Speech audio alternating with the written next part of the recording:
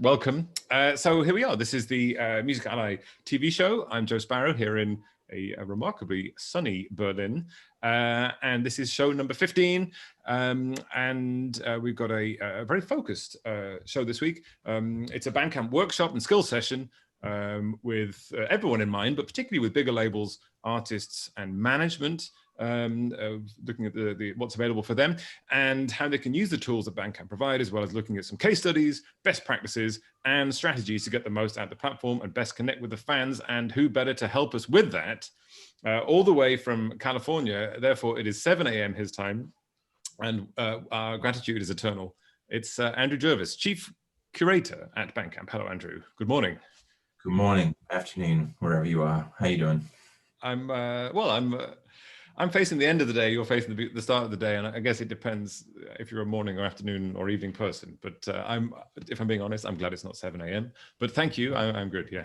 Patrick Ross, SVP of Digital Strategy at Music Ally, is joining us from the boat in London. Hello, Patrick. Hey, how's it going, Joe? Thanks for having you here as always, Andrew. So just quickly, as we wait for a few more people to arrive, what exactly is your role at Bandcamp? Yeah, it sort of changed over the years. I was employee number 13, which meant that... Unlucky or lucky 13? Lucky, as it turns out. Okay.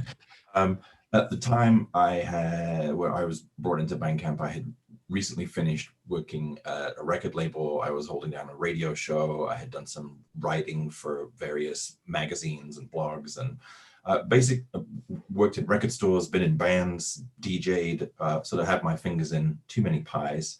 And along came this opportunity to go work at Bandcamp, and they needed somebody to talk to artists and labels. They needed someone to do editorial, which I'd done. And Ethan, Bandcamp's co-founder, happened to like my radio show. I was like, you should do that too. So I was like, great, I'd love to do all those things and actually be paid properly for them. That sounds good. And I love Bandcamp. I was a Bandcamp power user fan at the time. Right. And so they asked me to do all three. And fortunately, over the years, we grew an editorial team who now do the Bandcamp Daily. And so I'm no longer talk about later in a bit. Yeah. I'm not responsible for all the editorial anymore, which is good. And they let me continue to do the Bandcamp Weekly. So there's almost 400 Bandcamp Weeklies I've done at this point. That's the sort of radio show. But mostly I oversee our artist and labels team, maintaining relationships there, getting feedback from artists and labels on what would make Bandcamp better, and helping our dev team build tools.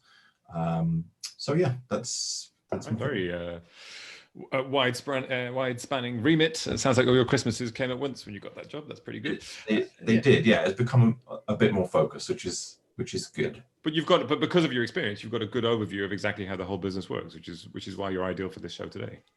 Well, thank you. Yes, I live in permanent fear of being found out. That most people in the music business, that you started in a record store and suddenly you're working in the music business, and you kind of learn as you go. But here we are. Hopefully this helps other people. We're not going to aim to try and find you out today, but we will pump you for information. Patrick, have you ever lived with the fear of being found out? Have I ever lived with the fear? Every day, Joe. Okay, good. Every day. With that in mind, can you quickly, I think the last few people are coming through the door, explain what Music Ally is and does, and then we'll hop on to the topic at hand. Sure. For those that don't know and might be tuning in for the first time, Music Ally is a knowledge and skills company for the modern global music business. Shameless plug, we've got our Sandbox Summit conference next week, which we put a lot of work into. So if you love the TV show, you're going to love Sandbox Summit, happening all next week.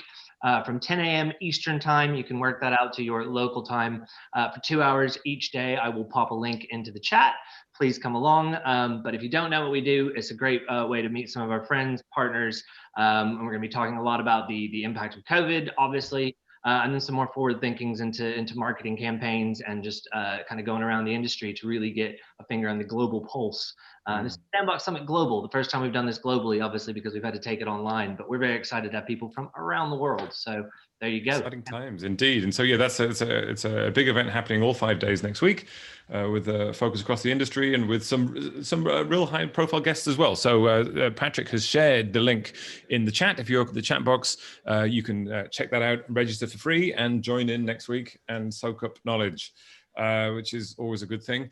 And well, you'll probably see Patrick at some point there as well if you hang around long enough next week. And I will be on a couple of panels on Monday and Thursday as well. So that's that. Thanks, Patrick. So don't forget, we're going to talk about now about Bandcamp and how we can use the tools in a very practical sense.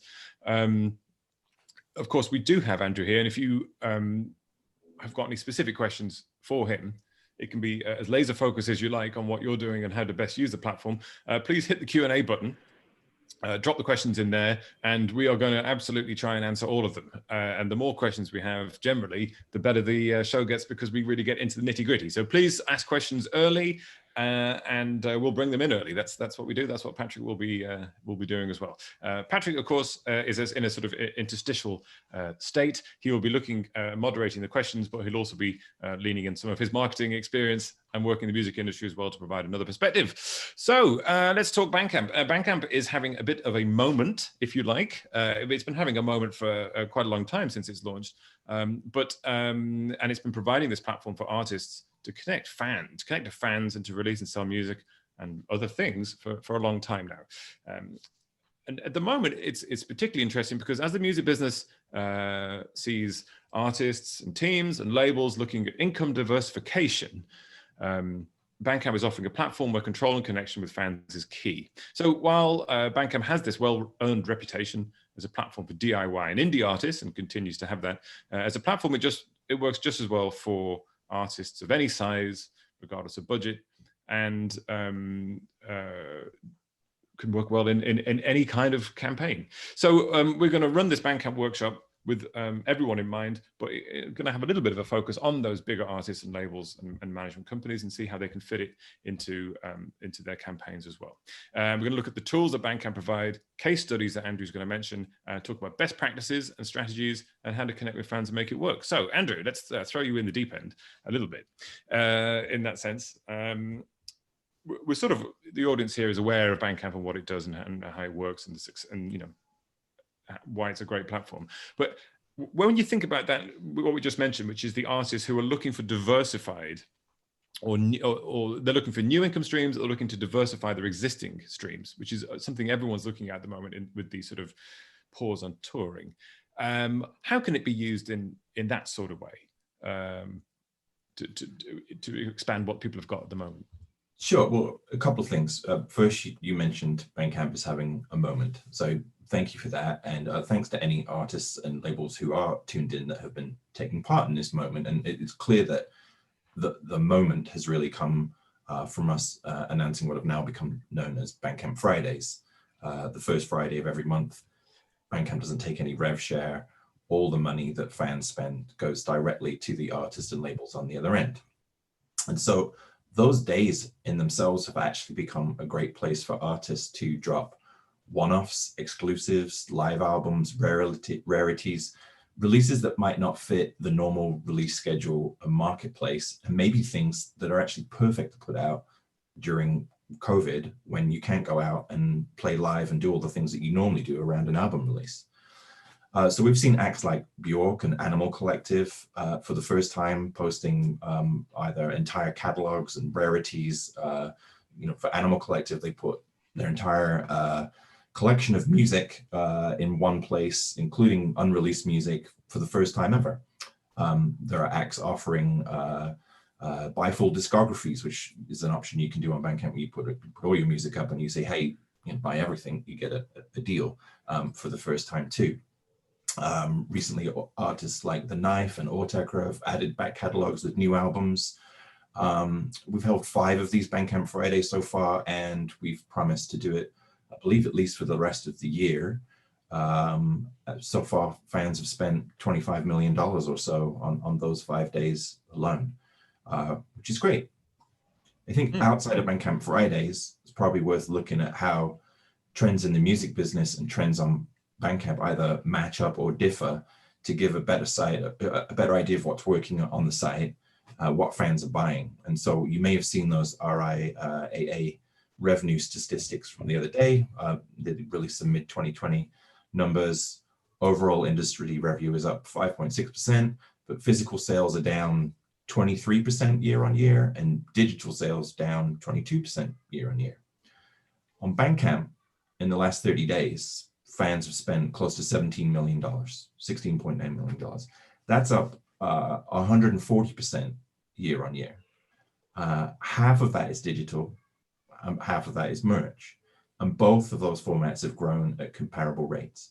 I can look back as many quarters as I can and see anywhere from double to triple digit growth on all formats, whether we're talking about cassettes or CDs or vinyl or digital tracks or digital albums. They're all up. And I think during COVID, particularly, the penny has dropped for many new fans who maybe had heard of Bandcamp and but used other sources to just get all their music. That there are lots of great ways to listen out there, but Bandcamp is the place to come if you really want to support a band, your favorite bands, in a fun way, in a meaningful way, in a transparent way, and in a sustainable way too. That's one of the interesting things about. I mean, everybody is reevaluating in all levels of the music industry. We're talking about diversification, where the money comes from, and maybe they relied too much on certain income streams before, and they're looking for a sort of more diverse portfolio of income. Do you think that this is an indication of this with the Bandcamp Fridays, and like you say, people are becoming aware of where the money goes and what they do with it? Do you think that this is, as we move into the future, and a reason that perhaps people out there who perhaps haven't used Bandcamp before may start using it, is because fans of artists are becoming sort of more aware of their sort of not responsibility, but sort of responsibility really, that they are sort of part of their job is to support the artists, and a way to do it is through this platform. And if that is the case, is this as good a reason to look at different income streams as any? Because it's about the understanding fans have got, not just that the artists need to look for new income. Sure. Yeah, absolutely. Like I said, I think the penny has dropped this year all around, not just with fans, but with bands and managers, and we've been on the good end of a bunch of press of people realizing, oh, wait a minute, there is a way out there where if I'm truly a fan of a band, I can give them some money during this pretty rotten time, and that's going to help them pay the rent and keep on trucking. And when you can't go out and play live, this has been a big help. Yeah, and it's interesting too. I interview a lot of artists every week. A lot of artists have been able to use this time to hunker down and keep making music. So there's a bunch of interesting COVID time releases coming out. And so if you as an artist can engage with your fans and keep things going, and we're happy to be part of that, happy to make that happen. Yeah. I mean, which sort of brings us on a bit to the tools element, and I'm noticing as well we're getting lots of great questions coming in. So we'll take a pause in a few minutes to answer the questions that have sort of flooded in. But let's just start on the tools aspect, because that does connect to what we're talking about with fans. Bandcamp, one of the key parts of it is about nurturing that artist-fan relationship. So in terms of practicalities, that people perhaps out there who've used Bandcamp, or maybe not use it before, but people perhaps who've used it, but could perhaps use it in a more nuanced way. What are the tools that or practices that you can recommend for them to really cement that close relationship? Sure. Well, for context, to prove your point, about a third of the sales on Bandcamp, so approximately $5 or $6 million out of the $17 million in the last 30 days, came from fans recommending music to other fans. It's not a Bandcamp produced algorithm. It's literally like, oh, they bought that. That sounds good. What did they write about it? Oh, wow. Yeah, okay. Well, I'll buy that too. And maybe we'll get into that a little bit more in a bit. But basically, I buy a record from you, Joe. Your new album's great. I love it. I buy it. And this is where we differ from most DSPs, right? So if I bought your record on from your site or any other site, that's the end of the story. I buy the record, I go home and listen to it. Maybe I tell some friends about it. If I buy it on Bandcamp, there's this viral effect that happens. As a fan, I have about 5,000 other fans following me, which means that when I buy your record, Joe, those 5,000 fans will get to know about it. They'll get to know about it because we send out a weekly email, a roll-up of all the activity of all the artists and labels you're obsessed with and all the fans you follow because you like their taste. And we also have this thing called the music feed, which is a little bit like our version of Instagram. It's a roll-up of the activity of all those folks, except, you know, without paid people shoved in there like on Instagram. Anyway, so as a fan, you get to tell, or I get to tell 5,000 other fans following me, hey, I just bought this. I think you're going to like it. And some of those fans will go, I do like that. And they'll buy it. And they have fans following them. And this can go on. And there's a nice snowball effect. You know, it's a little bit like walking to a giant record store and saying, hey, what's new? And you get bombarded with really great suggestions from people whose music taste you happen to be in line with. So yeah, key to keep fans engaged. And there's some super simple ways to do that. Okay. This year we released what we call a community tab. You could message artists from our app before, but now from desktop too, we made it easier and we built in some new features. And on the community tab on Bandcamp basically enables you to message all of your fans, some of your fans. You can filter them based on whether they, you know, the super fans who spent over $100 or something like that. Right. There's a feature in there to filter your fans according to location, which was previously more useful when you could do things like go out and tour. Hopefully that comes back to use soon. But basically, you know, you can send your fans text and photos. It's a great way to hype up fans about new releases, an upcoming show, or just in general stay in touch with them.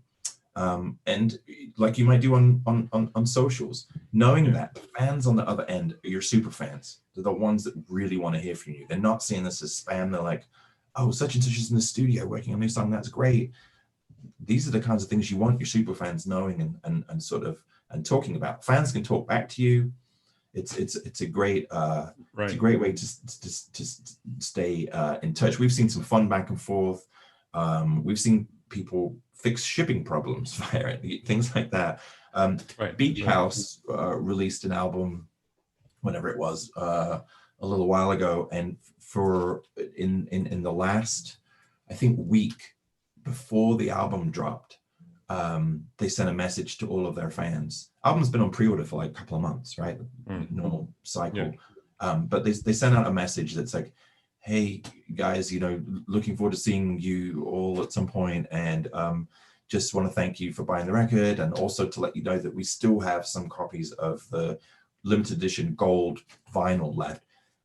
That message alone, with a picture of the vinyl coming out of the cover, and you know what seemed like a somewhat personal message to the fan, it drove over $15,000 worth of sales in like less than 24 hours.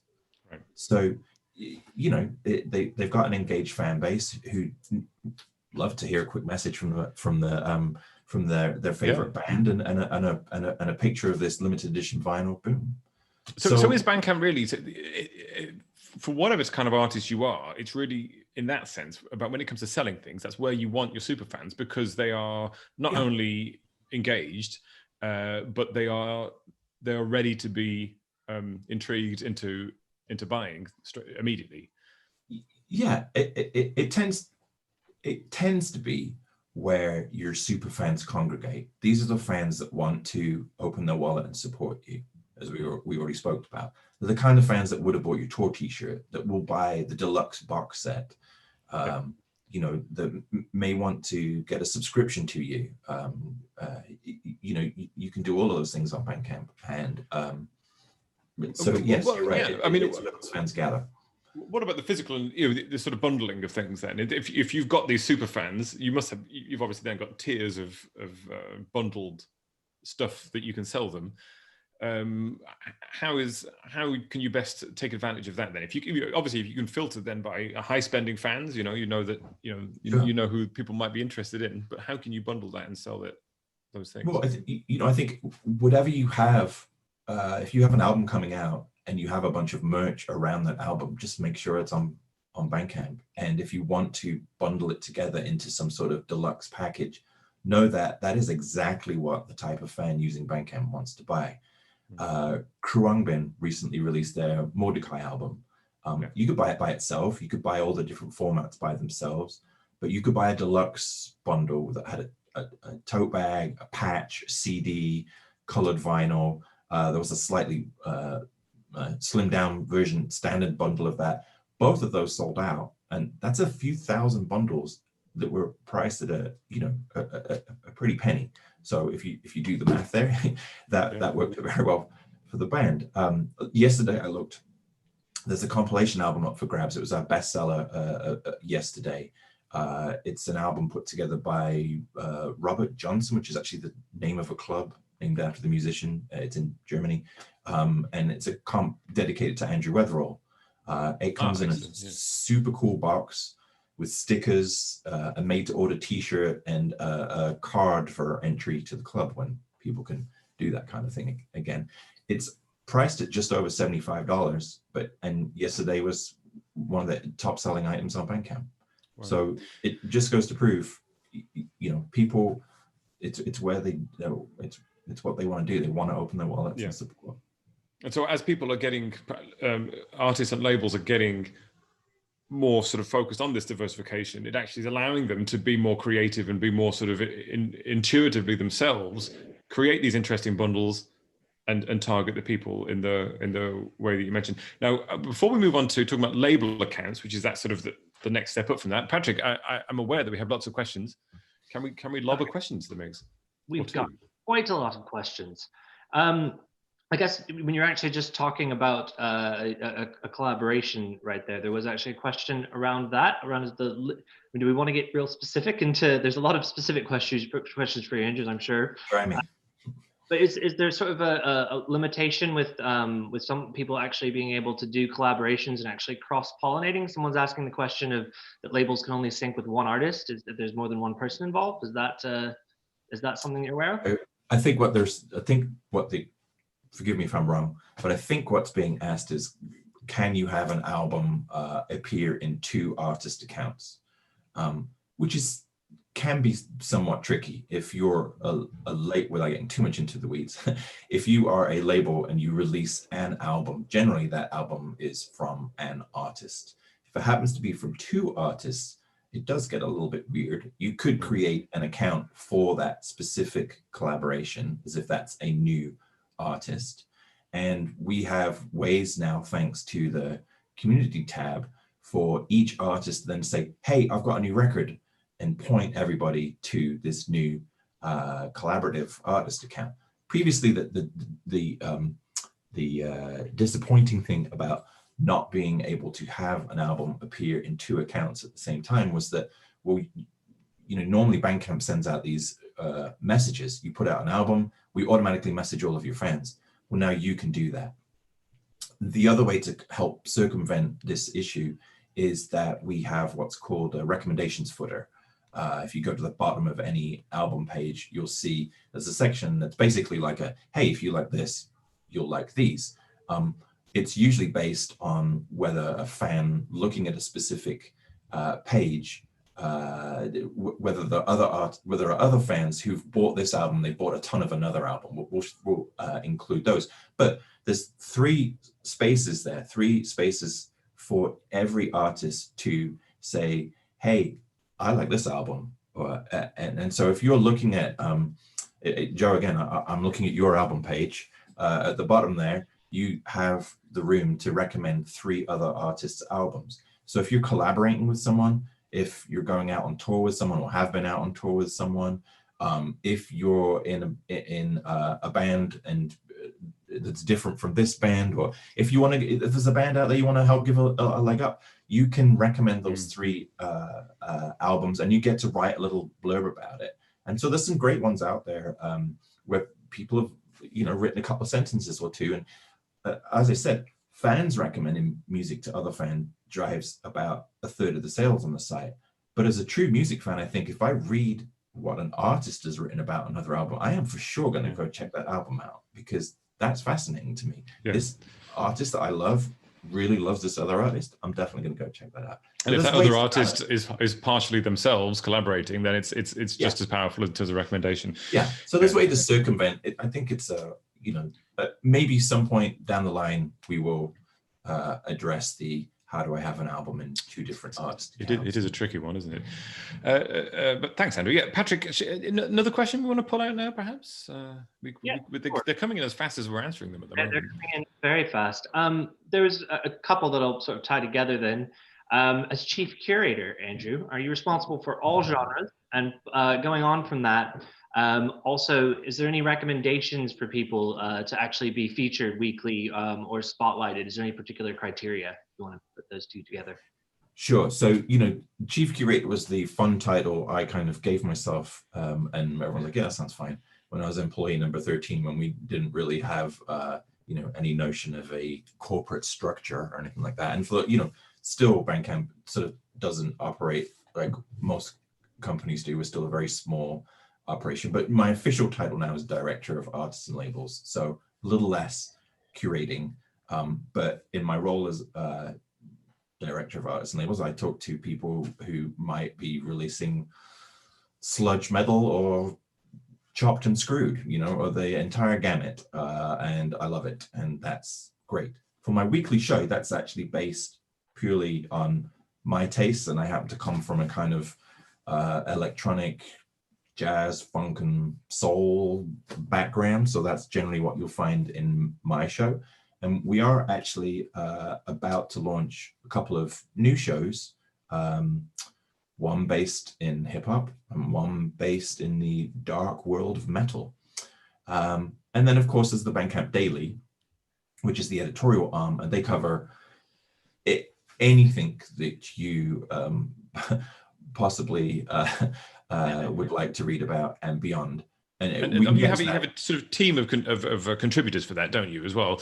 And I presume that they sort of get, like any, I'm going to use air quotes, gatekeeper, get sort of pitched suggestions. But what is a good, what is a good way to, how do you appear on those lists? That's, I think that's what people want to know. Well, first of all, if you're pitching, know that Bandcamp's not interested in, well, I think what we've done is we've nurtured a really great readership. We are fortunate in that Bandcamp's been profitable since 2012. So we don't have to run the kind of editorial that a lot of music sites do, which is based on, click-throughs and ads and all that. There's no advertising on Bandcamp. We literally can write about what we want. And so over the years, what we've been able to do is really dig into all the corners and write about things that we just like, interesting communities, up and coming genres, artists that people may not have considered. We don't have to write about Beyonce and Jay-Z to pay the bills. We can write about just the fun stuff. And so what we're interested in is, do we like your music, and do you have a really good story to tell? And so if you're pitching Bandcamp, why now? What's special about your record? What, why are you making the music that you're making? Though it sounds simple, but really the number of people will pitch and say things like, well, I've had 200,000 plays on blah blah blah.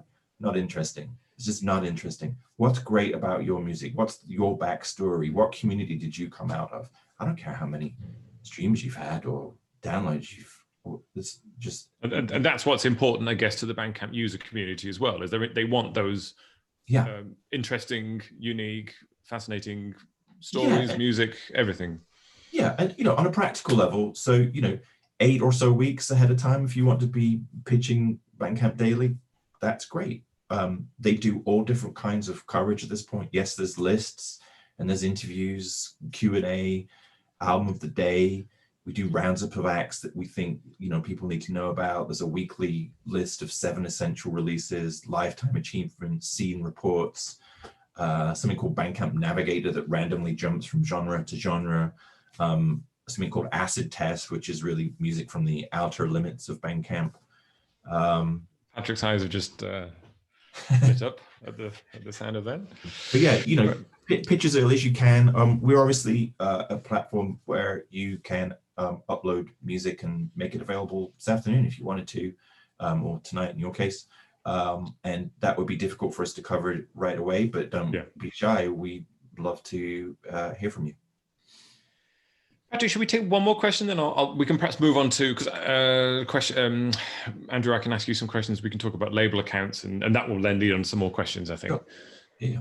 There's one that's and people, you can actually upvote questions because if we so we can try to get to them. So if other people find other people's questions, go ahead and thumbs up them. Our top upvoted right now, which I may try to answer from my perspective as a marketer, and then also pass over to you, Andrew. But it was mainly asking about the challenge of using Facebook audiences.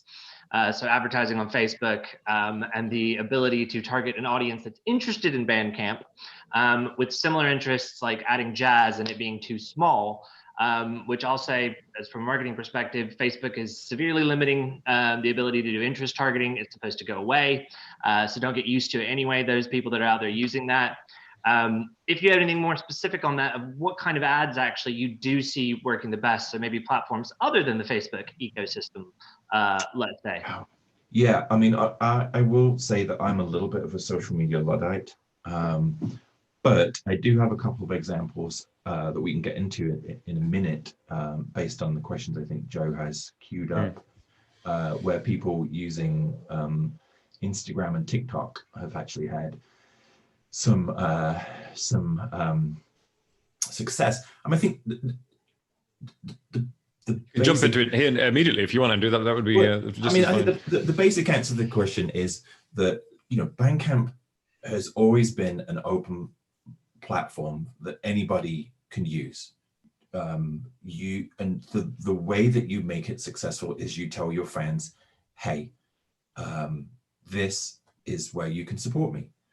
And you don't have to say that exclusively. You can say, hey, my music's everywhere, whatever. But just make sure that whenever you're talking about where your music is, people know that you're on Bandcamp, and that's a good place to go hit that follow button, or to buy your music and be on the end of messages anytime that you release something on Bandcamp. Having your fans collected on Bandcamp is the simplest way to make sure that your releases are successful on the site. And whether you send them over via Facebook or Twitter or Instagram or TikTok or whatever it is, do it. Why not? It can be as simple as, hey, I'm on Bandcamp, I have an album coming up. Obviously, like I said, I'm a social media Luddite. You'll come up with something much more creative than that. But literally, continue to tell your fans this is where to support you. Yeah. And yes, we'll get into some better examples. Yeah, Patrick. I mean, what you've touched on your sort of experience in dealing with those kind of more advanced targeting, interest targeting, and sending people to across the platforms like Bandcamp. Is there any advice that you have in that regard? Sure. I mean, I feel like we get these sort of questions quite a lot. And if we're taking it in the sense of people trying to build an audience via a platform, which I think Andrew's really spoken to, that it sounds like a social recommendation, which is always the best way to find out about music, whether offline or offline. It's, a lot of times people put the onus onto the platform of like, what are you doing to promote me? What are you doing to push me? And obviously you guys have wonderful, as you've talked about, weekly, daily, actually having, curating and doing shows around it. These are all really fantastic things.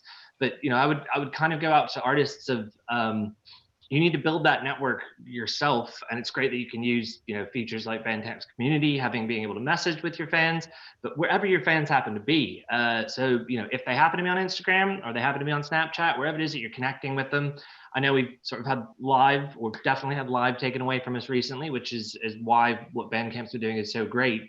But it's about trying to own that relationship. And then I think a lot of it here, because some of the questions that we've got are quite like, well, should I not drive to other DSPs, or should I just drive to Bandcamp? And the way I've always approached it is, as Andrew said, if you've got a super fan that's going to buy a super massive, big old fuck off bundle, then yes, please give them that offer. But if there's someone else who's super casual and, you know, wants to check out your track on YouTube, okay, it's fine to be there as well, but would always kind of suggest a mix, and not necessarily trying to drag people to a place, but especially in our sort of COVID environment where we're all under it in some way, shape, or form, the honesty has really been working. And I think we've said that before, but the idea of going, look, actually, if you go here and buy this from me on a Friday from Bandcamp, this is actually going to help me the most. And if you realized it or not, me playing live in your hometown was actually a big part of my income. And for us to just actually be honest about how these mechanics and mechanisms work. And I think that fans will, you know, they're clever, they should be, and they should be able to figure it out. But I think it's just about communicating to people and owning your own fans.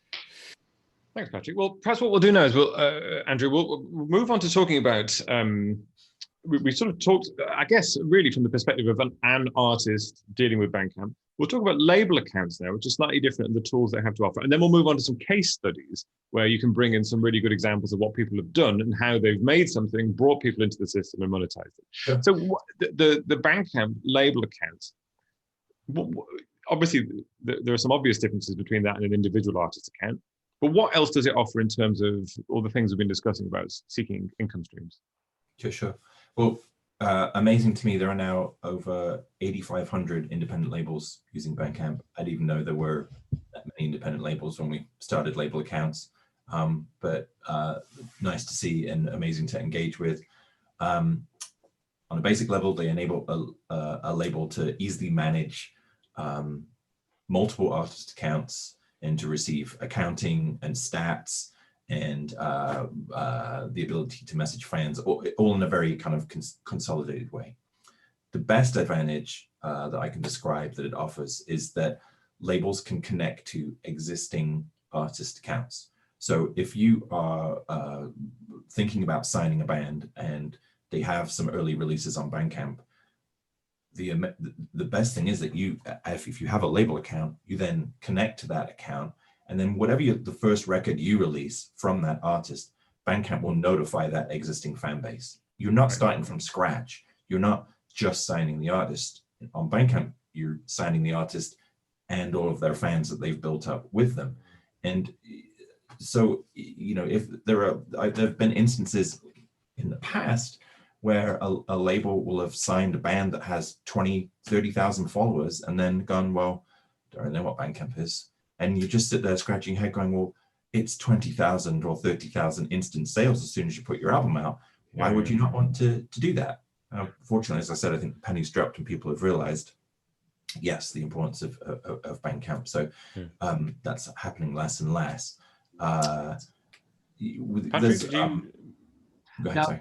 I was going to say, how much does it cost, to connect with your fans via Bandcamp? How much are you charging people to connect to their own fans again? Exactly, zero. Yeah, I mean, again, it's another thing, you know, as you guys know, we see people coming up with super elaborate PR plans. All of that's great, you know, whatever it takes to get your music out there. But honestly, on Bandcamp, it's about keeping it simple. And if you sign a band and they have 20,000 fans and you're wondering, okay, well, what do we do? Well, you can message them directly and let them know there's an album coming, no cost. We don't filter, you don't have to boost that post. They're going to get the message on the other end.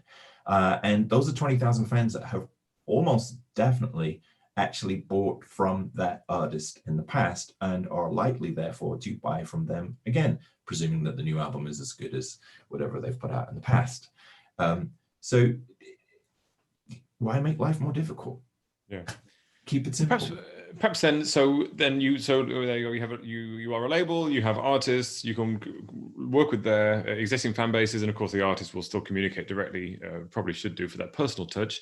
But talking to the personal touch and what people want by connecting with those artists is they want unique things, unique experiences. Perhaps you can give us some suggestions of case studies, you know, unique, interesting campaigns that you've seen recently that have driven sales, and to give people out there perhaps an idea of what they can do for their artist or for themselves. For sure. Yeah. I mean, just real quick, because you touched on it, Bandcamp is very the design that you're able to do with Bandcamp enables you to make your pages look as unique as your music sounds. So there's some other way that we're different too. This isn't a platform where you buy music next to toothpaste. It's, you know, you have the ability to make your account, your page, your page surrounding your new album look as unique as that album sounds, as you, and represent you as an artist. So yes, that's different from the other platforms. Yes, that means that you might have to take a little extra time, but the payoff is completely worth it, because that's what fans engage with. If you take the time to add a photo and a bio and a description of the album, and, you know, do some cool design on how everything looks, that's an entire experience that you're not really getting anywhere else. So especially when you throw in the ability to communicate with the fans directly. Some case studies or examples of well, let's start with people keeping it simple. So as you probably all heard, a while back, somebody stole Tom York's mini disc collection of 17 or so hours worth of some band's recordings, Radiohead, I think they were called. Held the band ransom, threatened to release the album unless the band coughed up a lot of money. And the band told the thieves to go away, and posted 17 to 18 hours worth of music on Bandcamp for 18 days and gave all the money to Extinction Rebellion. And Mr. Godrich told me that this was more money than the charity had ever seen. They didn't know what to do with it. Now, obviously, this is Radiohead, but they kept it simple. They just said, buy the music here on Bandcamp. And it's not difficult, and it worked. And it's an example of perhaps how a big band with a big following elsewhere that maybe isn't on Bandcamp yet can drive a lot of sales, a lot of meaningful sales on the site, without it being like, well, I don't know, what's this new platform? Never heard of this Bandcamp thing. It works. There's another example just recently, actually. There's a woman called Lizzie McAlpine, who I was not familiar with, who had a big following on TikTok. She launched a vinyl crowdfunding campaign. That's the ability on Bandcamp to announce an album and say, hey, if you fund the vinyl, I can have a vinyl version of this album too. And you get 30 days as an artist to raise enough money to get your vinyl pressed. Bandcamp takes care of the pressing and the manufacturing. And we also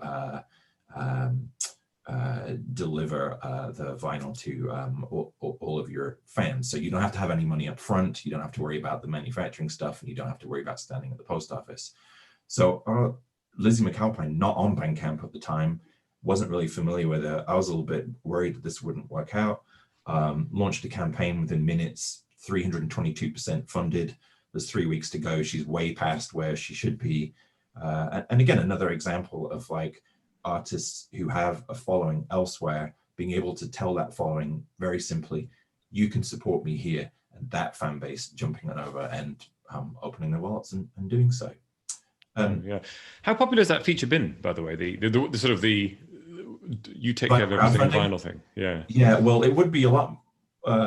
We'd have seen a lot more use, but COVID came along and meant we had to kind of shut down our fulfillment operation. We're slowly opening that back up, and it's coming back. I can tell you, probably the most popular use of it was the band Wolfpack. I don't know if you're familiar with Wolfpack. Yeah. Out of the West Coast, they had a vinyl crowdfunding campaign for their Live at Madison Square Garden album in mid-December. Their goal was to raise about $6,000 to get the album pressed.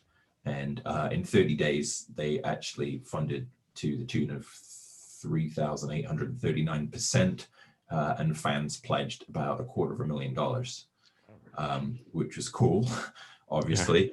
Yeah. They teased out images of the packaging on their Instagram. And the day that they made the vinyl crowdfunding campaign live on Bandcamp, they made live footage of the Madison Square Garden show available on YouTube. And right under the video was the buy this album here. Again, super simple. They teased it out to their fans. They showed their fans what they could get into and told them this is where you can go buy this album. And $250,000 later, the record was pressed. You can't argue with $250,000, can you? And that's a nice example, actually, of, like we spoke about at the beginning, diversification. If you know how to use all the different things you've got in different places, you can feed people through to an endpoint where they will engage in that kind of way. Sure. Maybe we could, at this point, we've had a clutch more questions. Maybe something around. Patrick, do we have any questions around fulfillment or around selling things? Couple questions if you want to get deep into that. Our top question is, are there any integrated / recommended fulfillment partners for Bandcamp orders? And also got another question about any plans to have any fulfillment and distribution hub within the EU, for example, to help cut down. So anything you can tell us about fulfillment as it relates to the EU or as top partners that people should be thinking of? Yeah, sure. So what we have a system that I think is pretty flexible. If you're selling merch on Bandcamp in the back end, you can nominate a number of fulfillment partners. If you're super DIY and you're doing it yourself, obviously, then you manage your fulfillment page. If you are able to, and you have the luxury of having someone else go to the post office for you or whatever, then you can nominate said fulfillment partner. You can also nominate partners in different territories. So for instance, if you are able, say you're getting vinyl pressed in the EU, but you know you have a lot of fans in the States and you have a fulfillment partner in the States, in the background on Bandcamp, you're able to nominate different fulfillment partners for different territories. And therefore, then the fan doesn't have to worry about paying, 25 quid to get an album that they just paid 25 quid for shipped to the States. They can pay a more local rate, which is what fans like, especially me. There are many fulfillment partners using Bandcamp, and they may do so via our API, or they may just plug in and use our backend once you have nominated them. One company that we really like is Awesome Merch, who was started in England and now have a setup in Austin, Texas too. So again, great, because they kind of help, they can help address that issue of expensive postage. And I know they fulfill for a number of labels on the site. There are several others. Whiplash comes to mind too. Again, they have operations in the UK and in the States. And if yours doesn't, you can put them in touch with us. We know it's a problem that people have, and we're happy to help explain how this could work. And like I say, it can be very DIY. It could be as simple as, at the end of every day, I send this company a PDF with all my orders. Or this company's got some tech smarts and they know how to use the API, and in 20 minutes they can hook it up to Bandcamp and they're automatically getting all of my orders done. There are some more integrations that we're going to do later in the year, that if you're doing it by yourself, or if you're a label and you're using some commonly used, I can't really get into it too much, systems to manage and fulfill on your own. We'll have a couple more integrations coming, an integration coming before the end of the year, so that's worth looking out for. But I think our backend is set up to help people at varying stages in their careers, whether you're doing it yourself or you're a big operation, like a Sub Pop or a Merch, or you're a Ninja Tune or a K7. They all use the site. They all have different fulfillment setups and are putting it to use. So really, depending on, people of all sorts of levels can really get in touch with Bandcamp and have a conversation with somebody who will be able to help them integrate in whatever way that is. Yeah, that's sure. Right. Okay. Yeah. Anything else, Patrick, we've got along those lines? We're getting a little bit more specific with fulfillment. Next topic, if I could move to something else, and if I can interpret this one, is, have you ever considered building a player, and then the word used, streaming, within Bandcamp, where people could access things? But I'm going to go more with an iTunes match route, where your purchases would be available, but obviously those, as I'm thinking about it now, would be pulling from your cloud and your server costs. That's my first thought, but have you ever thought about having anything like that? Well, I'm not sure who asked the question what their level of usership is. So sorry if I'm repeating something they already know. But at the moment, as a fan, when I buy music, all of my purchases are in my fan collection. My fan collection is public. You can see it if you want to see mine. It's bandcamp.com/Andrew Jervis. Help yourself. And on desktop, I can obviously log in and listen to that at any point. But then anywhere where I have the Bandcamp app, I can also stream that music, having purchased it. If I want to, I can also download that music if I want to drop it into whatever I want to. If I'm a Sonos user or whatever, I can use those files in any way I like.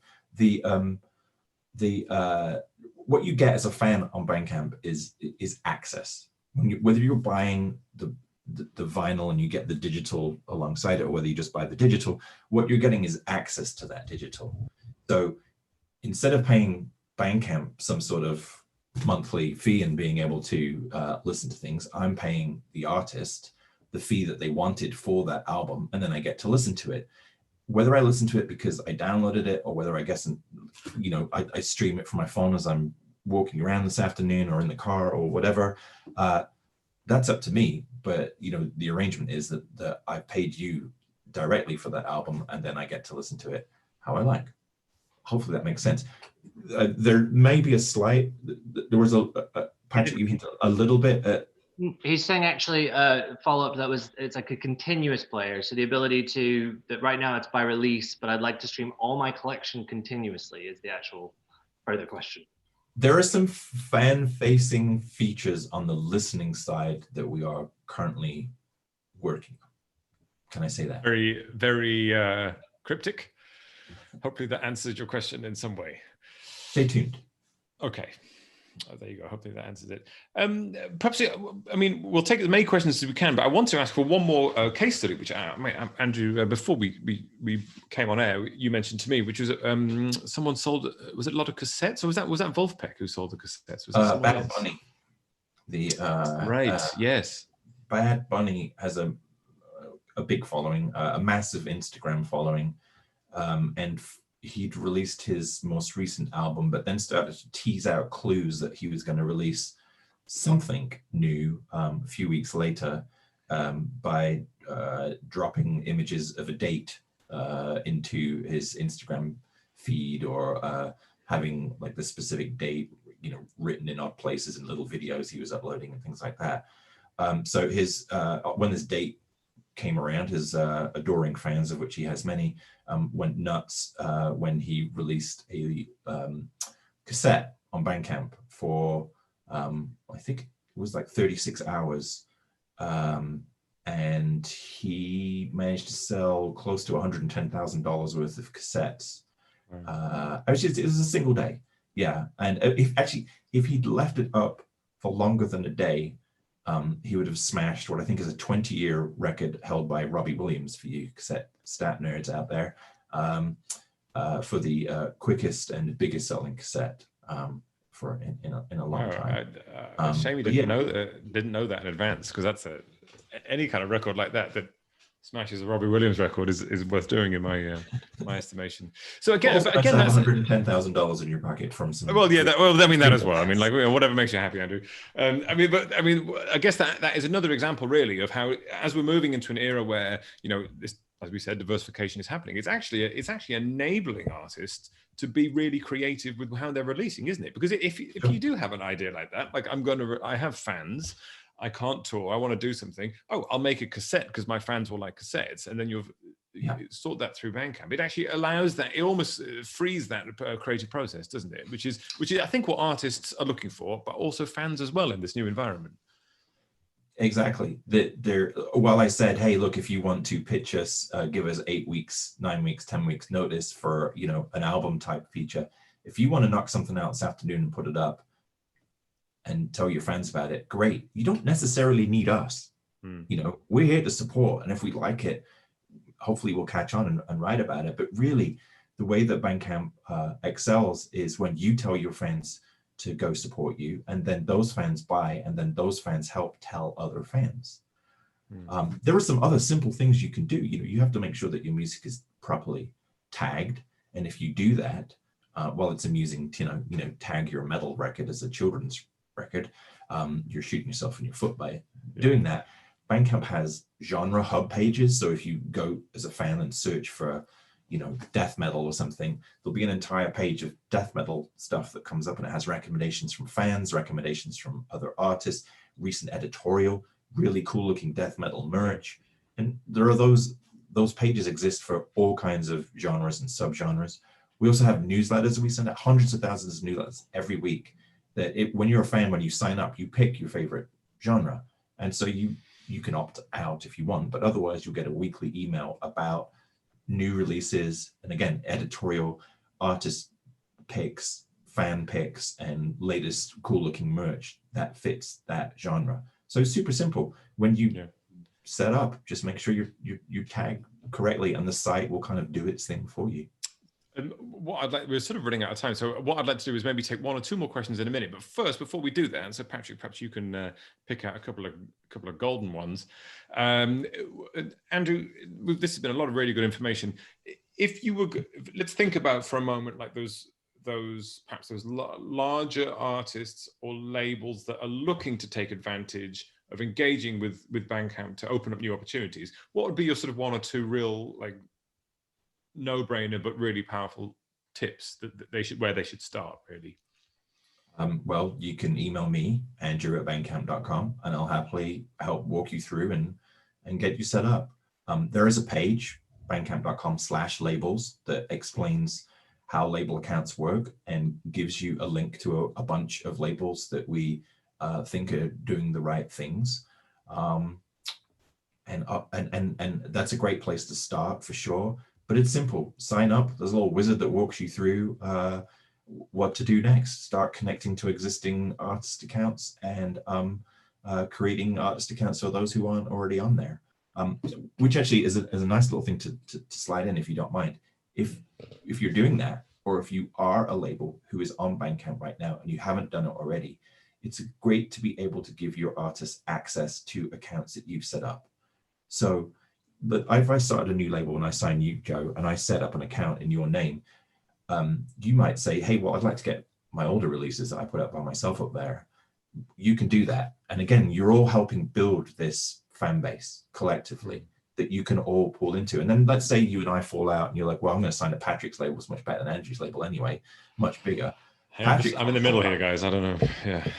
Patrick comes along. His next record, again, comes through that same account, and he taps into this bigger fan base that you and I have both sort of helped build to date.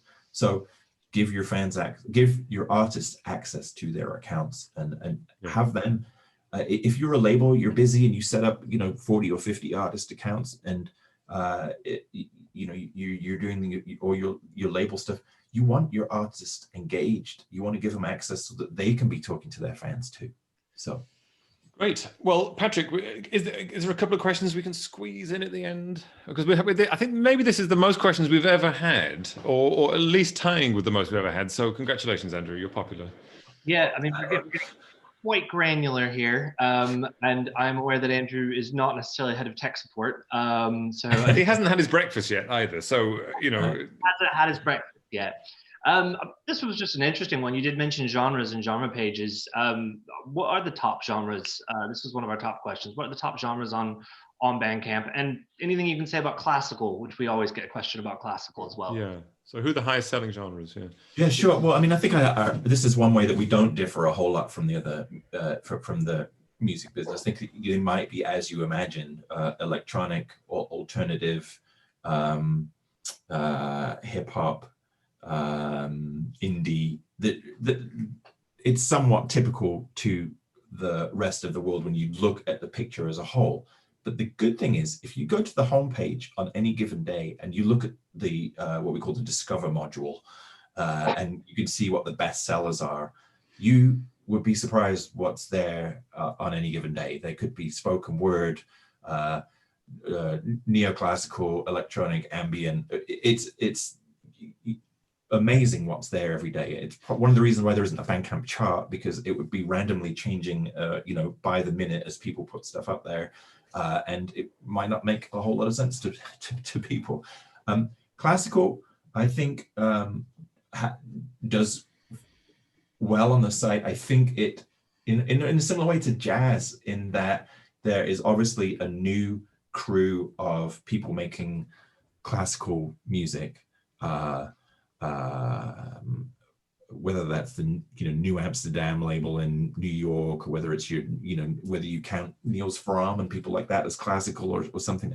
There's a crew of people like that who sort of are pulling through the genre on Bandcamp. In the same way, jazz crew too. There's an entire couple of new generations of kids making really great jazz music that makes sense and sounds great. And again, it's kind of pulling through more heritage type artists and labels to use the site. So if you have music of any ilk, please do put it up on the site. And if it happens to be classical, great. Yeah, you can if you work the platform, you work with your fans, you can engage the super fans there, I guess. Sure. Patrick, do we have time for any more questions, or are we all wrapped up here, do you think, Patrick? I think so. Okay, we've answered a lot. If we some of these we go into, and we're going to be here for another 20 minutes, and I believe we've just hit time. So. Okay, well, there we are then, in that case. Well, thanks for joining us, Andrew. This has been a particularly good one in terms of getting questions answered, and very grateful for you taking the time. We've dropped a few links into the chat to look at the artists and labels page at Bandcamp, and of course, if you can track Andrew down, he's already told you can email him, which is nice. So, Andrew, have a great day on the West Coast over there, and enjoy your breakfast. Patrick, thanks for joining me from London, and we have also put a few links to follow Music Ally on various social media platforms in the chat as well. I've been Joe Sparrow here in Berlin, and well, looking forward to seeing you at the next show is on Wednesday, the 30th of September, and is being moved for all sorts of reasons, which I'll explain next time. But it's on Wednesday the 30th, and I will send out details of that show very, very soon to all subscribers. And that's it. Don't forget to engage with Music Ally's Sandbox Summit Global next week, which Patrick has just shared in the chat. It's free. It's got a whole load of really, really fantastic guests, and it's going to be fantastic. And that is it. So, Andrew, Patrick, thanks a lot. And thank you very much. Thank you to all of you watching out there. I've been Joe in Berlin. See you soon. Goodbye.